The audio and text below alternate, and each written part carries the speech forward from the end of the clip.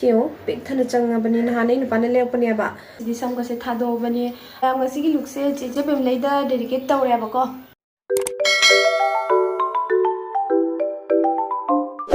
Se marum big thana changi yo. Se kharam di chathokre aba bani na hanai nupa na lek pani aba. Khara mali mauri do harin melaga charagi mayam. Mayam ngasi ki injang se nupan thongbani sai pani ni hawada yengbi. Hawada si yengbi sai pani thongbani mana ai nupa na ngasi thongbani. Doga sena aina thongjaba bori thongbani sena kolo hai fulgobi kai kathaga. Hello jina mayam. Jina mayam ngasidi phajana ketharaga labani ngasidi samka se thadokdana labani do ngasidi samka se thadobani akoigi chiche bemlai naure maina lebido mana hai sister kenom samam tang thadok piro sam thadoga yam phajani sam thado haibaduga ko ngasidi samka se thadorabani mayam nena matamda samse kya thadok chade bado chena haipaduga ngasidi thadorage aina dum thadorabani mayam kari mange habado phajade habado comment habiramo mayam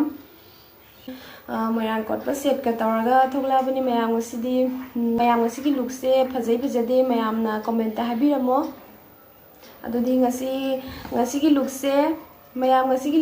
jebem leida dedicate tawre abako ngasigi look se man haira paduga masam thadoga lawo haibaduga ngasidi masam ga thadorabani dudi mayam ai chana ba haujarage mayam ngasi se agi nupana sai pani thongbani matar su katang hape magi se ado hautabra haibado charga hajarake mayam doga sigana aina bori kitang thongjabani bori kolhoi kai kathaga bori thongjabani mayam adodi mayam ai chaba haujarage ko magi sai pani se ana chahi ge hauba inge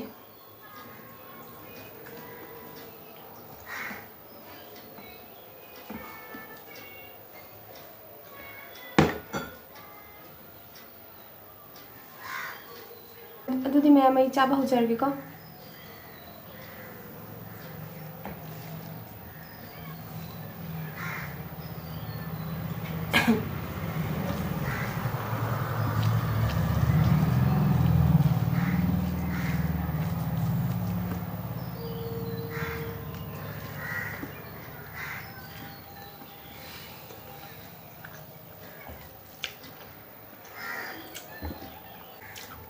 mayam yongchak mi pi hayo dre haiba ka haure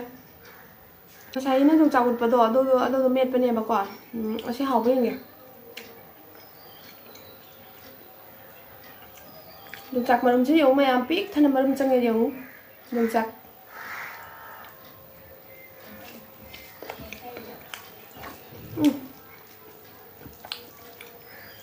yongchak mit pi di mai dai mayam haure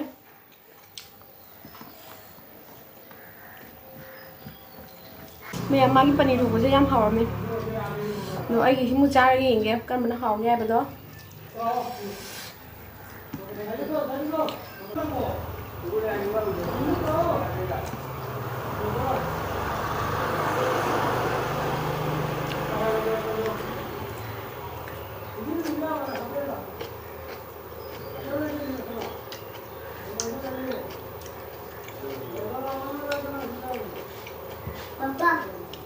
ai nhắc cho muốn học với anh em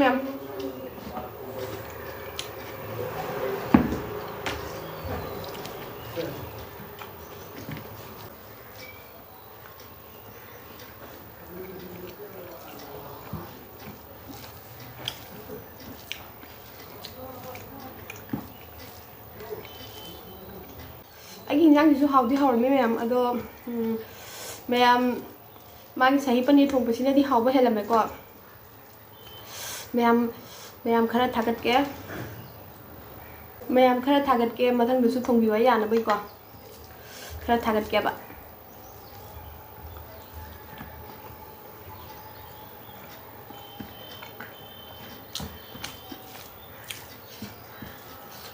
ha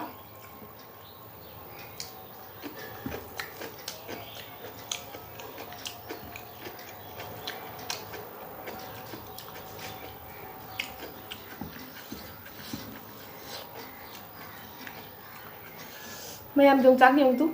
yongchak ꯃꯔꯨꯝ ꯄꯤꯛ ꯊꯜꯂꯦꯕ.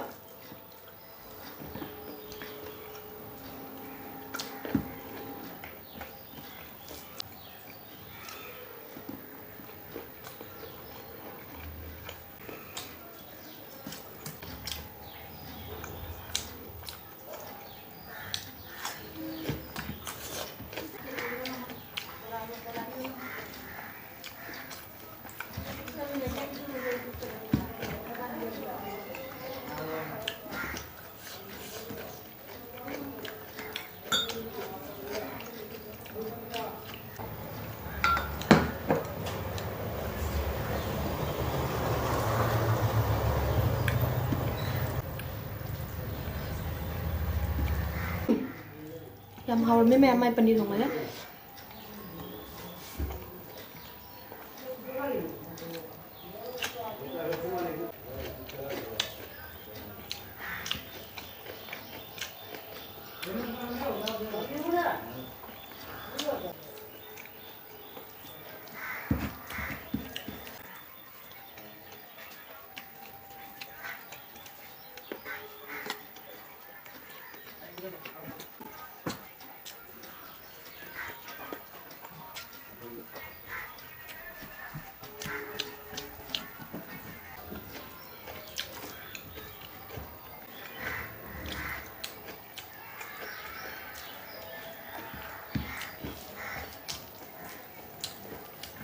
Mẹ mapagi macharadi khana chana loire do ai thonda ngai re huje ai mutam na chari.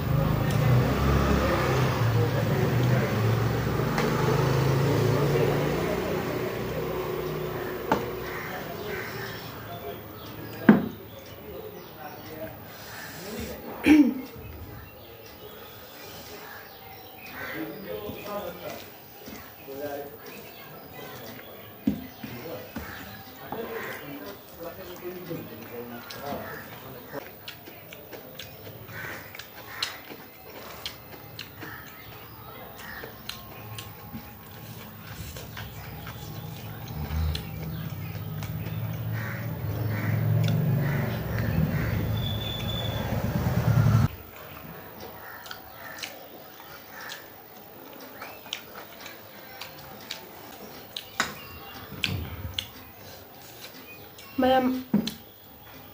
Lakipur ki bori ni bori ji kuchao ma ni akoi mana nan pubida mi ni yam hawi mayam sigi bori je